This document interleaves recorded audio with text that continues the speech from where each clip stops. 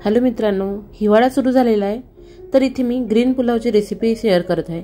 इथे मी खोबऱ्याचे काप घेतलेले आहे। जर तुमच्याकडे ओलं खोबरं असेल ते पण वापरू शकता। दालचिनीचे तुकडे, 2 लवंग, 2 विलायची हे घेतलेलं आहे।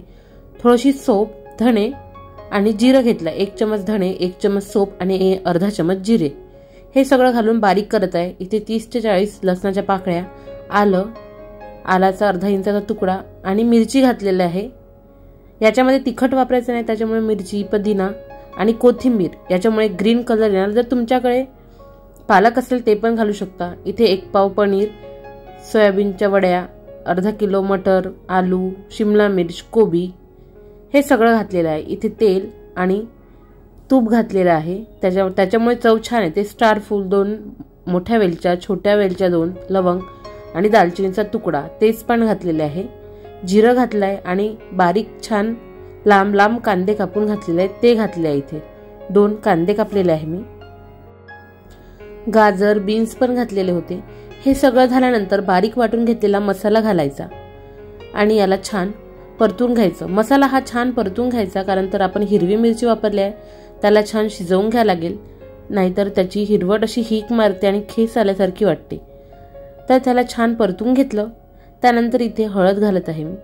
यामध्ये तिखटाचा वापर करायचा नाही, मिरचीमध्येच भात बनवायचा आहे। कस्तुरी मेथी घातलेली आहे।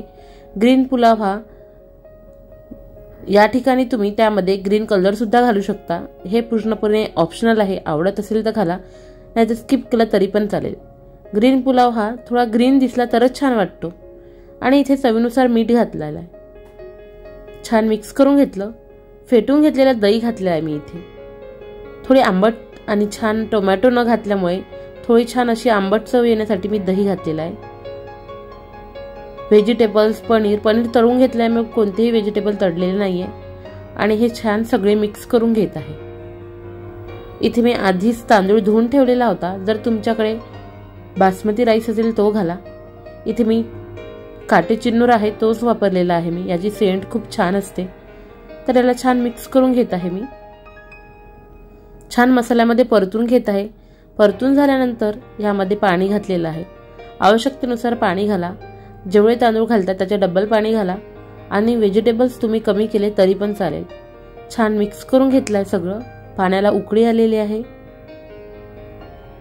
याला छान उकळी आली, पलटवून घेतलेलं आहे। खाली भात लागला नाही पाहिजे म्हणून मिक्स करून घेतलं आणि कुकरची झाकण लावून त्याच्या 2 शिट्ट्या घेतलेल्या आहे।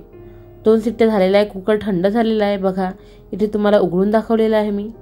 छान मोकमोकळा आणि असा ग्रीन पुलाव तयार आहे। झटपट होणारी रेसिपी आहे। हे हिवाळ्यामध्ये तर नक्की बनवली पाहिजे। चवीला मस्त आणि टेस्टी बनणारी ग्रीन पुलावची रेसिपी ही नक्की ट्राय करून बघा। मसाला भात बनवण्यापेक्षा कधीतरी हे ट्राय करून बघा, चवीला खूप मस्त होते आणि सगळ्यांना आवडणार सुद्धा।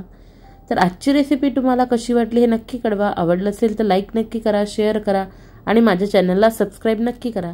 Thank you for watching.